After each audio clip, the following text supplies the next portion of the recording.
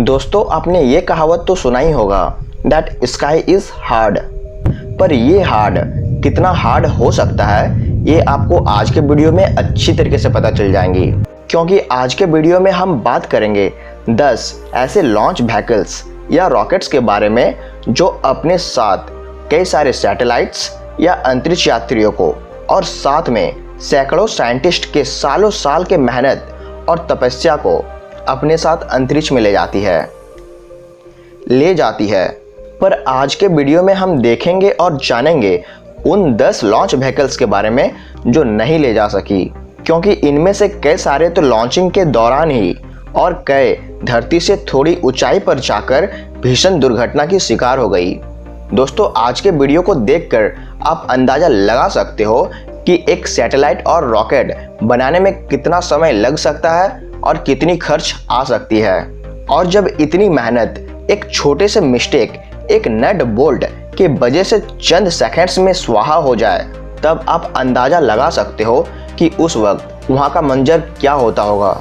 दोस्तों, वीडियो को एंड तक जरूर देखिएगा और कमेंट बॉक्स पर अपनी राय और सारे साइंटिस्ट के मेहनत और दिमाग को अप्रिशिएट जरूर कीजिएगा। और अगर चैनल पर नए हो तो चैनल को प्लीज सब्सक्राइब कर लीजिएगा, क्योंकि मैं इस चैनल पर ऐसे ही अमेजिंग एंड इंटरेस्टिंग वीडियोस लाता रहता हूं। तो चलिए फिर स्टार्ट करते हैं। Number 10, Titan missile. Titan 1 missile America का पहला इंटरकॉन्टिनेंटल, मतलब एक कॉन्टिनेंट से दूसरे कॉन्टिनेंट तक मार करने वाला बैलिस्टिक मिसाइल था, जिसे बनाने में 15 लाख US डॉलर का खर्च आया था। इस मिसाइल के फेलियर का रीजन यह है कि इसमें निश्चित समय से पहले ही थ्रस्ट उत्पन्न हुआ, मतलब रॉकेट को हवा में उछालने के लिए आग लगाकर जो प्रेशर बनाया जाता है, वो थ्रस्ट पहले ही डेवलप हो गया, जिससे एक ऑटोमेटिक नो गो सिग्नल प्रॉम्प्ट हुआ, जिसने रॉकेट के इंजन को बंद कर दिया और रॉकेट अपने ही जगह पर गिर पड़ी। Number 9, Juno 2। Juno 2 launch vehicle को अमेरिका ने डेवलप किया था, जिसमें लगी सैटेलाइट का मिशन अर्थ के रेडिएशन बैलेंस और अन्य कॉस्मिक एंड एक्स रेज को मापना था, जिसको बनाने में 29 लाख अमेरिकी डॉलर का खर्च आया था। इस रॉकेट के फेलियर का रीजन यह है कि रॉकेट लॉन्च के 5 सेकंड के अंदर ही रॉकेट के अंदर गाइडेंस सिस्टम, जो रॉकेट का दिशा निर्धारित करती है, उसमें एक शॉर्ट सर्किट हुआ, लेकिन तुरंत ही रेंज सेफ्टी ऑफिसर्स द्वारा रॉकेट के इंजन को ऑफ कर दिया गया था। पर तब तक रॉकेट अपना जगह छोड़ चुकी थी और डायरेक्शन गाइडेंस सिस्टम में हुए शॉर्ट सर्किट से रॉकेट का डायरेक्शन चेंज हो गया था। Number 8, Atlas Centaur 5। अमेरिका के एटलस सेंट्योर 5 में पहली बार फ्यूल के तौर पर लिक्विड हाइड्रोजन और लिक्विड ऑक्सीजन का इस्तेमाल किया गया था। इस रॉकेट के उड़ान के 2 सेकंड बाद ही इसका मेन फ्यूल इंजन बंद हो गया था, जिससे ये रॉकेट वापस धरती पर ही आ गिरा। Number 7, Ariane 5। 10 साल में बनकर तैयार हुए यूरोपियन स्पेस एजेंसी के एरियन 5 को बनाने में $500 मिलियन का खर्च आया था। दोस्तों, कंप्यूटर कोडिंग में एक डॉट और एक बिट की क्या महत्व होती है, इसका परफेक्ट एग्जाम्पल आप इस रॉकेट में हुए ब्लास्ट होने के पीछे का रीजन को देखकर पता लगा सकते हो। एरियन 5 रॉकेट ब्लास्ट के बाद 2 हफ्ते तक हुई जांच में पता चला कि रॉकेट के इनर्शियल रेफरेंस सिस्टम में कुछ सॉफ्टवेयर एरर था।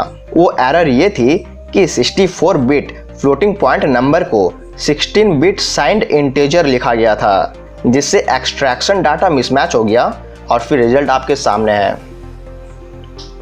Number 6, delta 2।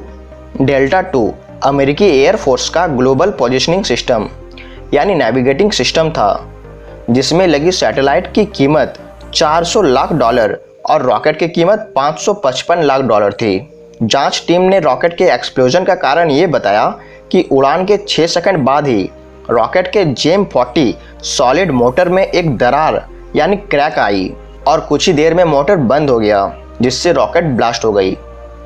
Number 5, GSLV rocket.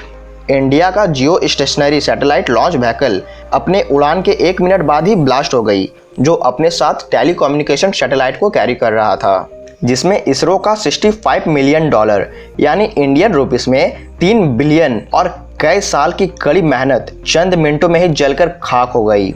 Investigation में ये पता चला कि मेन इंजन में लिक्विड हाइड्रोजन फ्यूल नहीं पहुंच पाया, जिससे कुछ ही देर में रोटर यानी इंजन बंद हो गया और रॉकेट ब्लास्ट हो गई।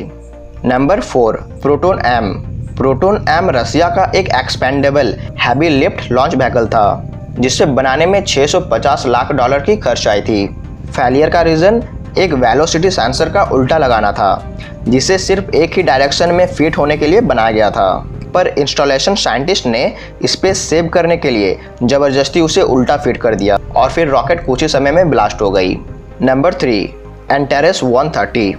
इंटरनेशनल स्पेस स्टेशन को जा रही अमेरिका का एंटेरेस के फेलियर का कारण ये बताया गया है कि रॉकेट के 2 इंजन AT-26 में से किसी एक में लिक्विड ऑक्सीजन टर्बो पंप में आग लग गई थी, जिससे रॉकेट का सारा फ्यूल एक ही बार में जल गया और रॉकेट ने अपना थ्रस्ट खो दिया और लॉन्च पैड में क्रैश हो गया।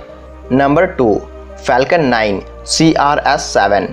नासा और इसरो की तरह ही SpaceX rocket and satellite launching की एक प्राइवेट कंपनी है, जिसके मालिक एलन मस्क का सपना था कि वे बड़े होकर रॉकेट बनाएंगे, जबकि उनके पास कोई भी रॉकेट साइंस की प्रोफेशनल डिग्री नहीं थी। फिर भी उन्होंने स्पेस एक्स नाम का एक कंपनी इस्टेब्लिश किया, जिसने मल्टीपल टाइम्स फेलियर्स का मुंह देखा। कभी रॉकेट की फ्यूल्स खत्म हो जाती थी तो कभी फिन्स को कंट्रोल करने वाली हाइड्रोलिक ऑयल। इन्हीं फेलियर्स में से एक था फैल्कन 9 CRS-7, जो अपने लॉन्च के 2 मिनट और 19 सेकंड में ही एक्सप्लोड हो गया।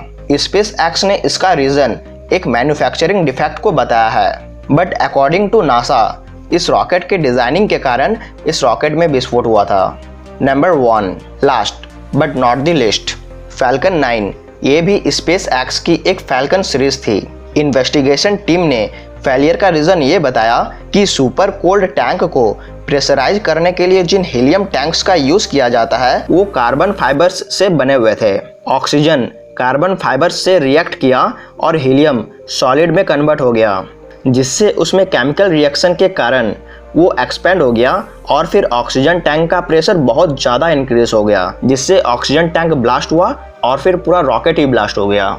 बट स्पेस एक्स इतने सारे फेलियर्स के बाद भी हार नहीं मानी और आज अंतरिक्ष के दुनिया में स्पेस एक्स को बहुत ही रिलायबल कंपनी माना जाता है।